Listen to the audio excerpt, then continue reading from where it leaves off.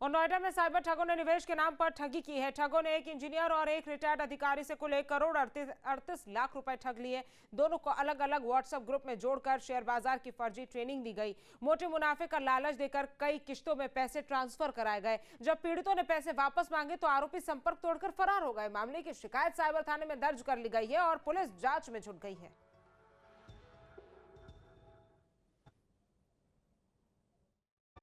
Cyber crime करने वाले अपराधी लगातार नोएडा और ग्रेटर नोएडा के लोगों को निशाना बना रहे हैं और ट्रेडिंग के नाम पर ठगी के करोड़ों रुपए के मामले हर महीने सामने आते हैं। फिलहाल ताज़ा मामला दो लोगों से जुड़ा है।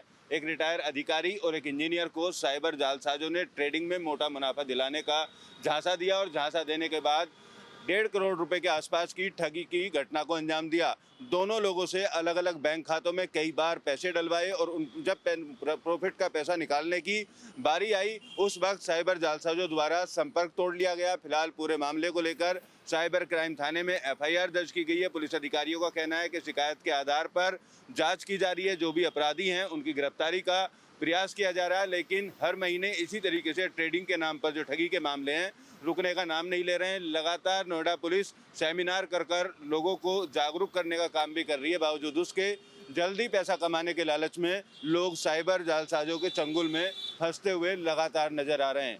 वीडियो जर्नलिस्ट यश शर्मा के साथ अमित चौधरी, न्यूज स्टेट नोएडा। और बदायूं से खबर है जहां अस्पताल में इलाज के दौरान महिला की मौत हो गई। परिजनों ने लापरवाही का गंभीर आरोप लगाए हैं। गेट बंद कर दूसरे अस्पताल ले जाने से रोका गया। अवैध तरीके से अस्पताल का संचालन हो रहा है, ये परिजनों का कहना है। तो परिजनों ने अस्पताल पर गंभीर आरोप लगाए हैं। बदायूं से बड़ी खबर, अस्पताल में इलाज के दौरान एक महिला की मौत हो गई, जिसके बाद परिजनों ने लापरवाही के गंभीर आरोप लगाए हैं। गेट बंद कर दूसरे अस्पताल ले जाने से रोका गया, ये परिजनों का कहना है। अवैध तरीके से अस्पताल का संचालन हो रहा है, ये बड़ा आरोप परिजनों की तरफ से लगाया गया है। बदायूं से ये बड़ी खबर आपको बता रहे हैं। अस्पताल में इलाज के दौरान एक महिला की मौत हो गई। परिजनों ने लापरवाही का गंभीर आरोप लगाया है अस्पताल प्रशासन पर और गेट बंद कर दूसरे अस्पताल ले जाने से रोका गया। बदायूं से ये बड़ी खबर आपको बता रहे हैं। परिजनों ने लापरवाही के गंभीर आरोप लगाए हैं। गेट बंद कर दूसरे अस्पताल ले जाने से रोका गया, ये आरोप भी परिजनों की तरफ से लगाया गया है। खबर अब लखनऊ से, जहां कोडिन कफ सिरफ मामले में कार्रवाई हुई है। शुभम जायसवाल का पासपोर्ट निरस्त कर दिया गया है। रेड कॉर्नर नोटिस के बाद पासपोर्ट रद्द हो गया है। अब शुभम का दुबई में रहना अवैध हुआ है। बड़ी खबर आपको बता रहे हैं लखनऊ से, जहां कोडिन कफ सिरफ मामले में एक बड़ी कार्रवाई हुई है। चूंकि शुभम जायसवाल भारत से दूर दुबई में बैठा हुआ था, यानी कि विदेश में बैठा हुआ था, अब भारत एम्बेसी की तरफ से शुभम जायसवाल का पासपोर्ट निरस्त करवा दिया गया है। रेड कॉर्नर नोटिस के बाद यह पासपोर्ट रद्द हो गया है। अब शुभम का दुबई में रहना अवैध हो गया है, यानी कि लीगल हो गया है। और यही वजह है कि अब दुबई में शुभम जायसवाल नहीं रह पाएगा। अविनाश हमारे संवाददाता ज्यादा जानकारी के साथ जुड़ गए हैं। अविनाश, जब इस तरह से पासपोर्ट निरस्त हो जाता है, रेड कॉर्नर नोटिस जारी कर दिया जाता है, तो अब कितनी मुश्किलें शुभम जायसवाल की बढ़ती हुई दिखाई दे रही है। क्या शुभम जायसवाल को खुद भारत लौटना होगा?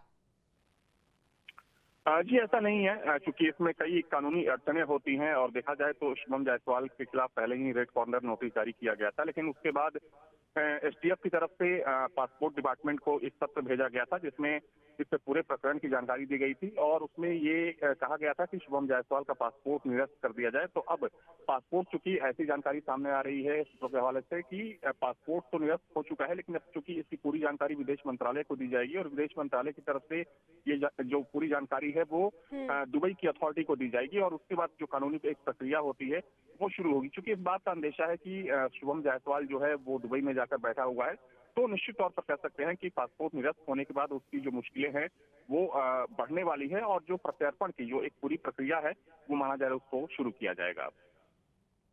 अविनाश, अगर ये जानकारी प्राप्त हो जाती है कि पासपोर्ट निरस्त हो चुका है, पासपोर्ट बैन कर दिया गया है, तो फिर किस तरह से शुभम जायसवाल को यहाँ पर कदम उठाने पड़ेंगे? देखिए, जैसा कि मैंने पहले कहा कि पासपोर्ट निरस्त होने का मतलब ये है कि वो चूंकि जो उसकी नागरिकता है वो अवैध हो जाती है। तो जाहिर सी बात है कि किसी दूसरे देश में जाकर रहना, और चूंकि पासपोर्ट के आधार पर ही जो वीजा है उसको क्लियरेंस मिलता है, तो निश्चित तौर पर कह सकते हैं कि वहां भी अब इसके शुभम के लिए, चूंकि अगर दुबई अथॉरिटी को ये जानकारी दी जाती है कि फला व्यक्ति है जो इस केस में वांटेड है भारत में और वो इस वक्त दुबई में जाकर छिपा हुआ है, तो जो वहां की अथॉरिटी है उसके पास अब जो अधिकार होता है पूरी कार्रवाई का, वो सुनिश्चित होता है। तो अब दुबई की जो अथॉरिटी है वो किस तरीके से इस पूरे मामले में कदम उठाती है, हालांकि अभी विदेश मंत्रालय को सूचना देना होगा और उसके बाद ये जो पूरी प्रक्रिया है वो शुरू की जाएगी। बिल्कुल, यानी कि एक पूरी प्रक्रिया है जिसको फॉलो करने के बाद ही इस पर एक्शन होगा। तमाम जानकारी हम तक पहुंचाने के लिए आपका बहुत बहुत धन्यवाद अविनाश। और नोएडा के सेक्टर 150 में इंजीनियर की डूबकर मौत के मामले में जांच जारी है। वहीं अब इस मामले में प्रदूषण नियंत्रण विभाग की एंट्री हो चुकी है। प्रदूषण नियंत्रण विभाग ने बिल्डर सोसाइटियों के एसटीपी की जांच शुरू कर दी है। एसटीपी और हादसे वाले गड्ढों में भरे पानी का सैंपल लेकर जांच की जाएगी, जिससे पता चलेगा कि गड्ढे में सीवर और नाले का पानी है या फिर बारिश का पानी जमा हुआ है। नोएडा के सेक्टर 150 में डूबने से इंजीनियर युवराज मेहता की मौत के बाद अब तमाम विभाग एक्टिव नजर आ रहे हैं। प्रदूषण नियंत्रण विभाग जो काफ़ी पहले से नींद में था, जब इस गड्ढे में पानी भरा हुआ था तो पॉल्यूशन नियंत्रण विभाग की तरफ से किसी तरीके की कार्रवाई नहीं की गई, लेकिन जैसे ही एनजीटी ने इस पूरे मामले का स्वतः संज्ञान लिया, उसके बाद प्रदूषण नियंत्रण विभाग के द्वारा पहले तो नॉलेज पार्क थाने में एक एफआईआर दर्ज कराई, उसमें कई बिल्डरों को नामित किया गया था और अब पॉल्यूशन नियंत्रण विभाग इस इलाके की तमाम सोसाइटी के एसटीपी से निकलने वाले पानी के सैंपल के नमूने भरेगा और उसको लैब में जांच के लिए भेजेगा। साथ ही इस सेक्टर से निकलने वाले नालों और सीवर से जो पानी इस गड्ढे में जमा हुआ है उसके भी सैंपल लिए जाएंगे, ताकि ये बात स्पष्ट हो पाए कि गड्ढे में भरा हुआ पानी बरसात का है, जमीन से निकला हुआ है, या इस सेक्टर के नाले और सीवर का पानी यहाँ पर इकट्ठा हुआ है। तो जांच रिपोर्ट आने के बाद कई अहम खुलासे होंगे। फिलहाल तमाम विभाग पूरे मामले को लेकर एक्टिव नजर आ रहे हैं। वीडियो जर्नलिस्ट यश शर्मा के साथ अमित चौधरी, न्यूज स्टेट नोएडा। और मुख्यमंत्री योगी आदित्यनाथ से जापान की प्रतिनिधिमंडल ने मुलाकात की। इस दौरान उत्तर प्रदेश और यामानाशी प्रीफेक्चर के बीच सहयोग को और आगे बढ़ाने को लेकर चर्चा हुई। यामानाशी प्रीफेक्चर के सरकारी सलाहकार नरेंद्र उपाध्याय ने बताया कि दिसंबर 2024 में यामानाशी प्रीफेक्चर और उत्तर प्रदेश सरकार के बीच एक एमओयू साइन हुआ था। सीएम योगी ने उन्हें भरोसा दिलाया है कि जापान के साथ मिलकर काम करेंगे। 2024 के दिसंबर में यामानाशी प्रीफेक्चर का और उत्तर प्रदेश का एक एमओयू साइन हुआ है और उसमें ये सारी चीज़ें हैं कि उत्तर प्रदेश और यामानाशी के अलावा और भी जितने राज्य हैं जो उत्तर प्रदेश के साथ मिलके एक दूसरे के इसमें इकोनॉमिक रूप से, कल्चरल में है, टूरिज्म में क्या क्या साथ में काम कर सकते हैं, उसमें काम कर रहे हैं। माननीय मुख्यमंत्री जी से मुलाकात भी हुई है और उन्होंने इसका आश्वासन भी दिया है कि साथ में मिलके जो है जापान के साथ काम करेंगे।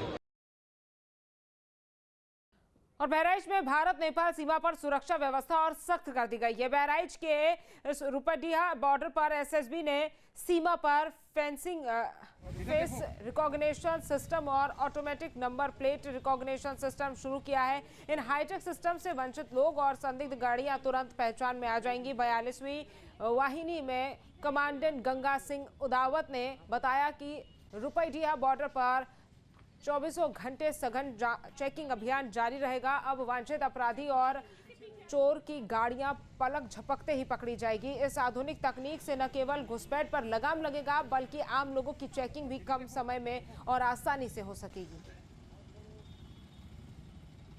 हाँ, ये अभी जो रुपडीहा ट्रेड एंड ट्रांजिट रूट है उस पे कुछ नया सिस्टम लगा है, जिसमें एफआरआई सिस्टम लगा, फेस रिकॉग्निशन सिस्टम लगा, ऑटोमेटिक नंबर प्लेट रीडर लगे हुए हैं, ताकि वो हमें बहुत मदद करते हैं। फेस रिकॉग्निशन सिस्टम जो मेरा डाटा ऑटोमेटिकली फीड है सिस्टम में, उससे फीड डाटा से कोई यदि व्यक्ति गुजर रहा है तो वो तुरंत ही मुझे इन्फॉर्मेशन दे देता है और मैं तुरंत ही रोक लेता हूँ।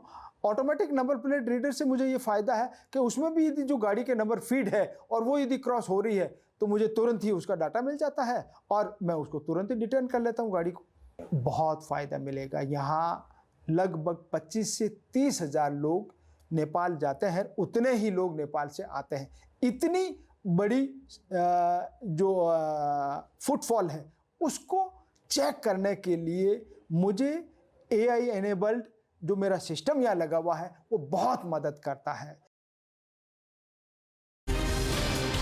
आपके मोबाइल पर तुरंत आएगी ब्रेकिंग न्यूज, स्क्रीन पर सबसे पहले दिखेगी बड़ी खबर, देश दुनिया की हर खबर एक जगह। अब आपके मोबाइल पर तुरंत फटाफट इंस्टॉल कीजिए न्यूज नेशन ऐप और रखिए खुद को अपडेट।